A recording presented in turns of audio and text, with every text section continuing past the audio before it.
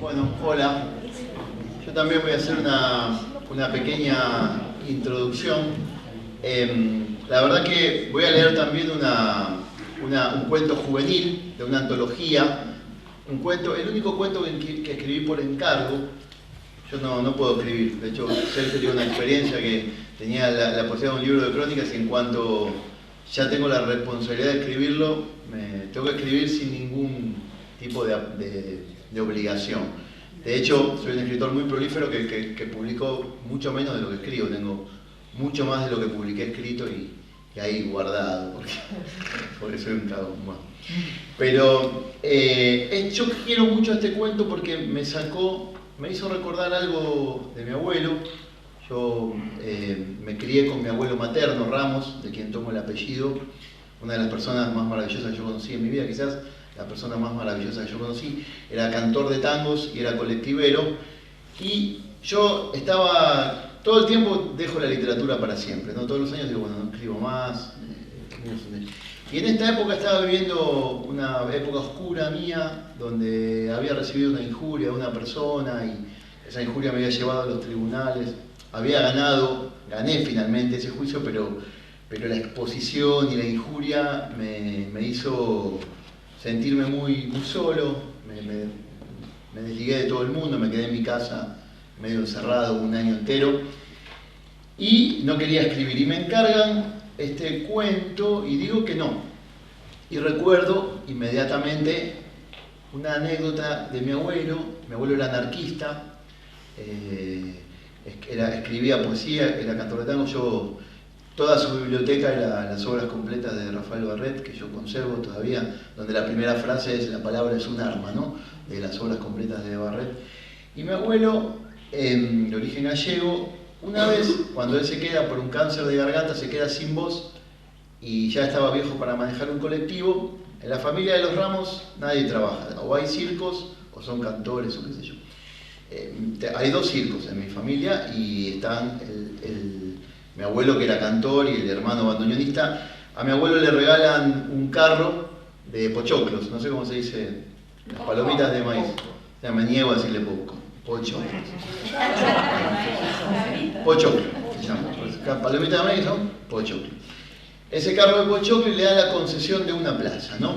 Entonces yo ya vivía con él y él justamente muere en la época de Malvinas. Entonces justamente yo tenía que escribir esto.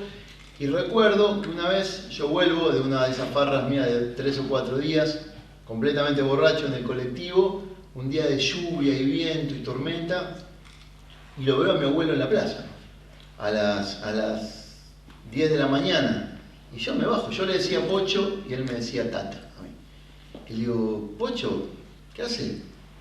Pochoclo, me dice, ¿no? No, ya veo, pero llueve, no va a venir ni un pibe.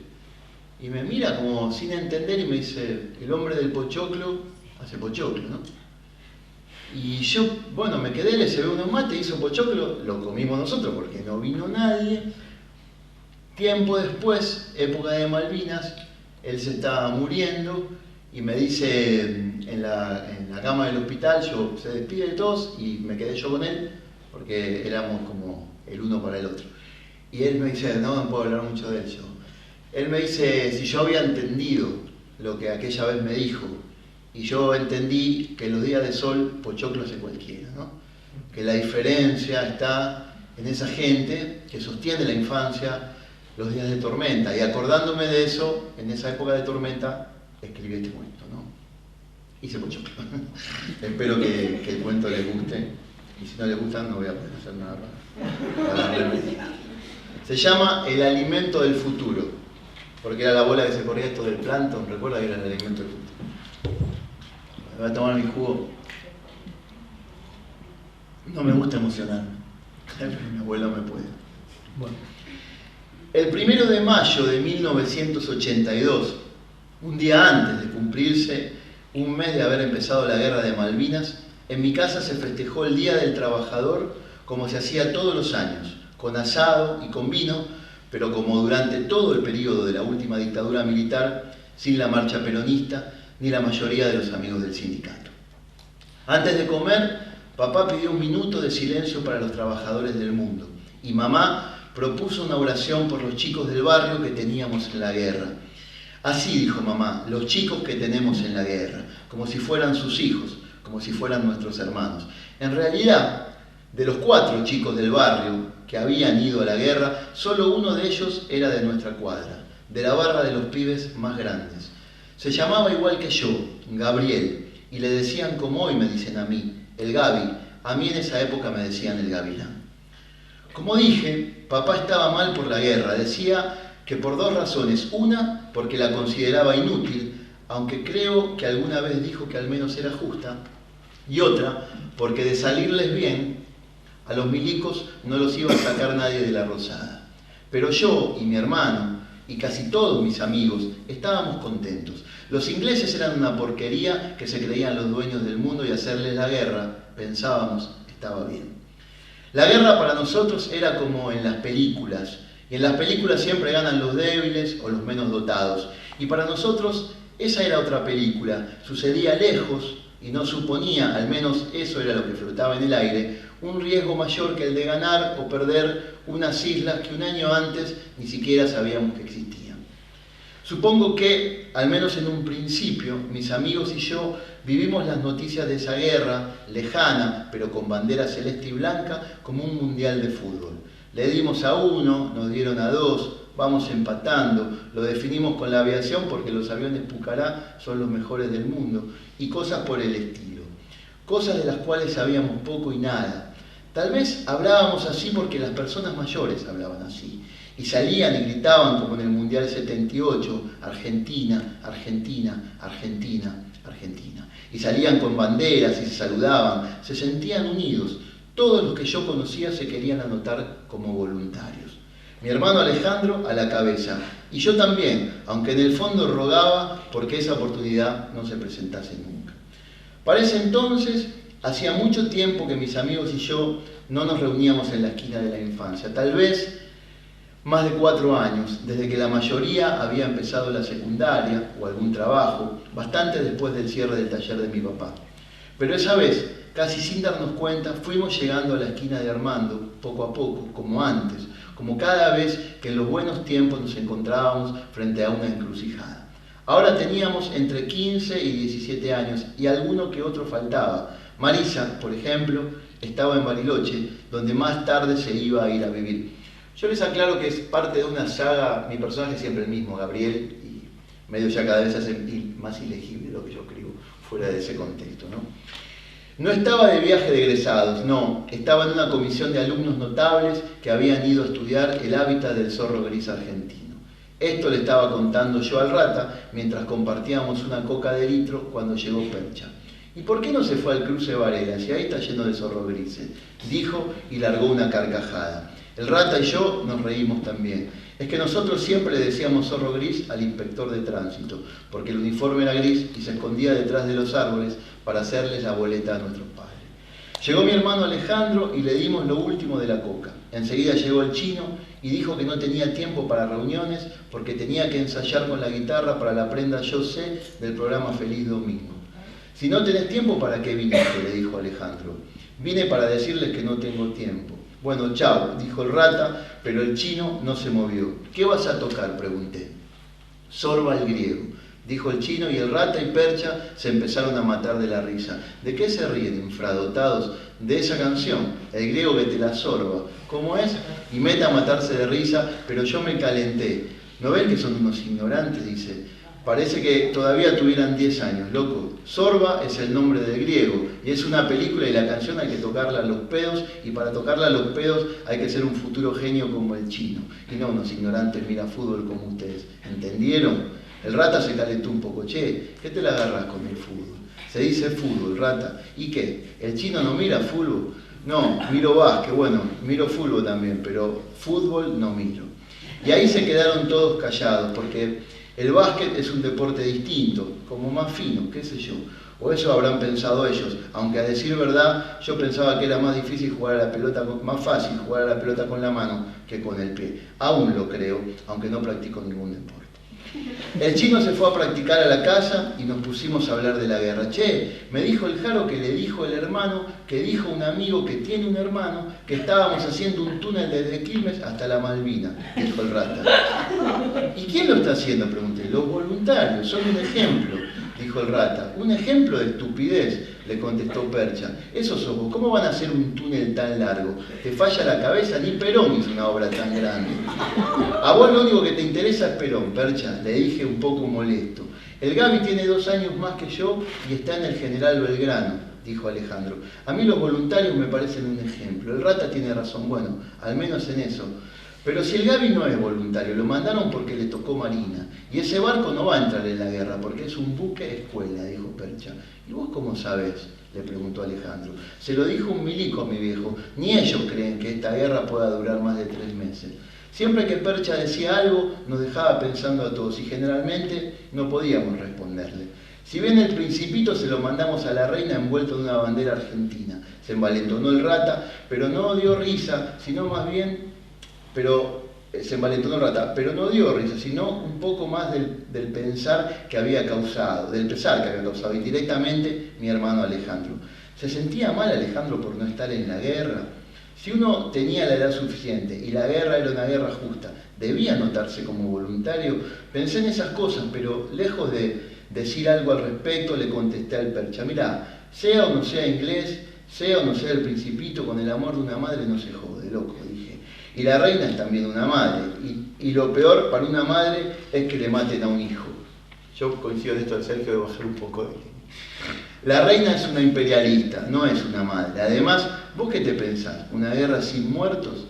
Bueno, con muertos sí, pero con respeto. Ustedes saben que las guerras tienen sus reglas también. Sí, matar antes de que te maten es la regla. Y después robarle todo al muerto, la casa, la mujer, las hijas, el dinero y los animales. Sos dueño de todo porque lo mataste, me contestó Percha con ese sarcasmo que siempre tenía. No es así, dijo Alejandro.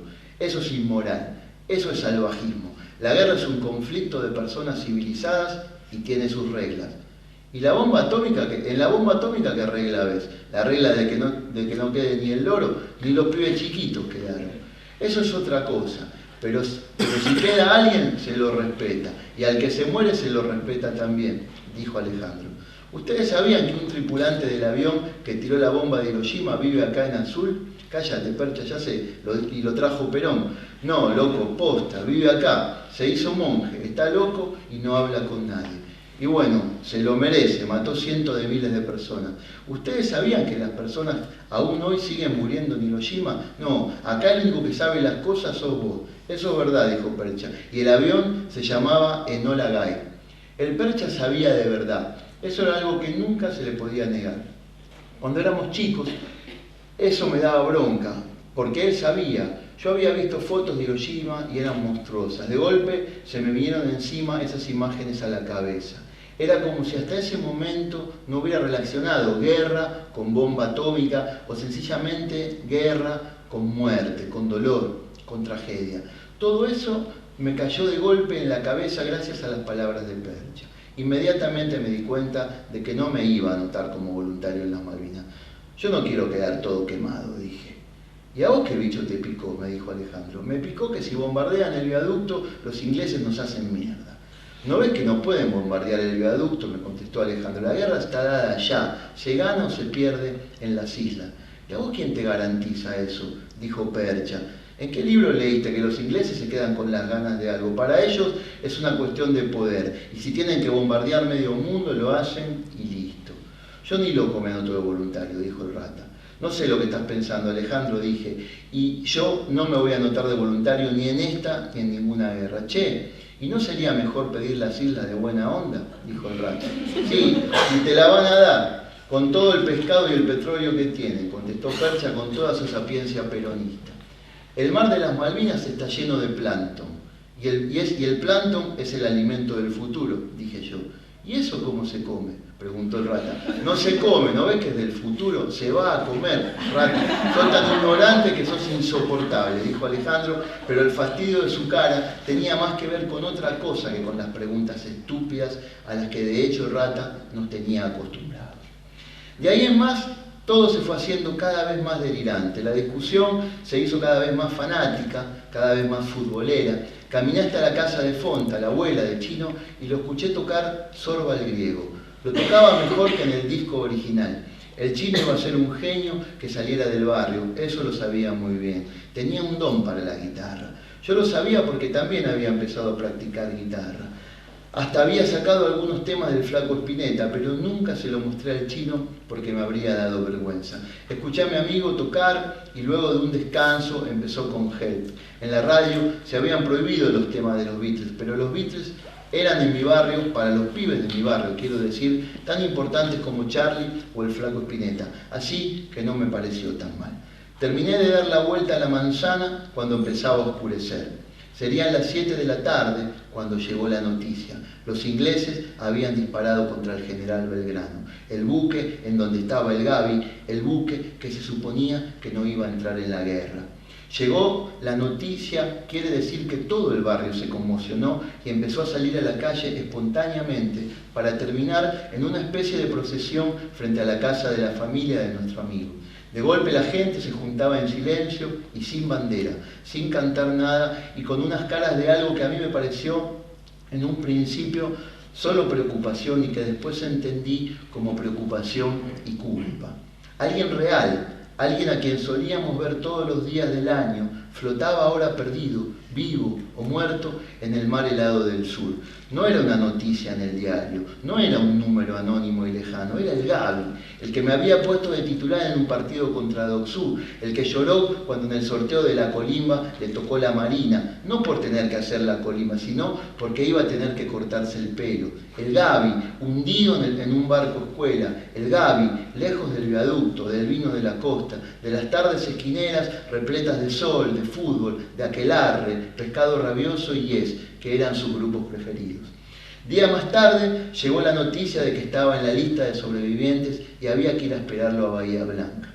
Fue mi papá quien acompañó a la madre del Gaby. Volaron en un avión Hércules, un avión a hélices, pero tan grande que era capaz de llevar autos, camiones y hasta tanques de guerra en su enorme panza de lata.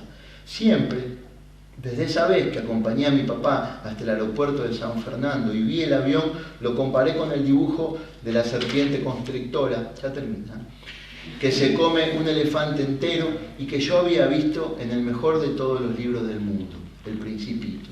Llegaron un jueves de mayo y por más que los vecinos se habían agolpado en la puerta para recibirlo con todos los honores, el Gaby bajó del auto militar que lo había traído, irreconocible, como viejo, porque tenía una barba muy oscura en la cara de muerto y en vez de tener 19 años parecía tener más que mi papá o que el papá de cualquiera. Está arrasado, le dijo papá a mamá luego en casa. Y encima estos estúpidos lo tratan al pibe como si hubiese sido una víctima. Es un héroe de guerra. Los que lo mandaron a la guerra son unos asesinos y los ingleses, ya lo sabemos, lo peor de todas las basuras de esta tierra. Pero ese chico es un héroe. Pero dispararle a ese barco tiene que ser juzgado como un crimen de guerra, dijo mi mamá, y entonces él pasaría a ser una víctima de crímenes contra la humanidad. Eso está bien, nena, pero sentime, no lo hace héroe haber recibido 2 torpedazos y sobrevivir 48 horas en el mar. Lo hace un héroe, su comportamiento en esa emergencia. ¿Entendés, nena? Está quemado en la cara y en las manos y tiene la espalda rota. Ya no va a caminar ni a tocar la guitarra, ni nada de lo que le gustó hacer en la vida. Y eso porque se metió una y otra vez entre el fuego y los fierros al rojo para rescatar a sus compañeros. Eso fue lo que le dijo papá a mamá. Eso, la definición exacta de lo que es un héroe. Pero iba a ser el propio Gaby, unas semanas después, que nos daría la lección más perfecta que jamás nos hayan dado. Es que nomás se recompuso, decidió, por alguna razón que jamás le confesó a nadie, citar de 3 en 3 a todos los pibes de la cuadra. Los primeros en ir fuimos el Percha, el Chino y yo. El Chino con la guitarra, porque el Gaby así lo había pedido. Nos acompañó papá, pero una vez adentro, junto a la madre y 3 tazas de chocolate, antes, quiero decir, de que lo viéramos al Gaby, se volvió para mi casa. Pasaron unos minutos incómodos y tensos. Ninguno de los 3 ni siquiera amagaba a sorber el chocolate, hasta que el Gaby apareció, pelado, vendado a medias como una momia descuidada, en una silla de ruedas que alguna vez había estado pintada de blanco. Se acercó a la mesa y su madre le puso una taza de té con una bombilla. Nosotros no dijimos nada, tan solo verlo y escucharlo sorber con dificultad fue suficiente para sentir el cuerpo dormido y paralizado. Yo hacía un esfuerzo para no llorar y, mirando de reojo hacia el costado, pude ver que mis amigos estaban igual que yo. Gaby le pidió al chino, con la voz muy finita, que tocara algo, y el chino le tocó la canción de Sorba de Griego. Después le tocó Tristeza por un día, del guitarrista de Yes. El Gaby puso una cara como de emocionarse, pero no dijo nada. Por fin volvió, pero no para decir algo revelador, sino para pedirle a la madre más galletitas. Percha aprovechó para decir algo. ¿Comiste el alimento del futuro? Gaby soltó un bufido tipo risa y dijo que no, con la cabeza. Luego preguntó qué era eso. Plancton, dije yo. Es por lo que los ingleses quieren las islas, ¿no? Porque es lo que se va a comer cuando no haya más comida. La comida del futuro es pampernick, o los panchos de la cancha, dijo el Gaby, pero lo dijo serio, aunque a mí me pareció una broma. No sean boludos, no miren televisión, o miren, pero no crean en lo que ven. Y todo volvió al silencio. Y nosotros quiero decir, sin entender para qué nos había llamado. Y sin siquiera tocar la merienda, el Gaby intentó agarrar una galletita. 3 veces lo intentó, hasta que al fin, muy aparatosamente y de manera desagradable, logró llevársela a la boca. Las manos apenas me sirven, dijo. Igual, coma lo que coma, todo tiene gusto a tierra y pólvora y huele a quemado. Todo huele a quemado acá, ¿no es cierto?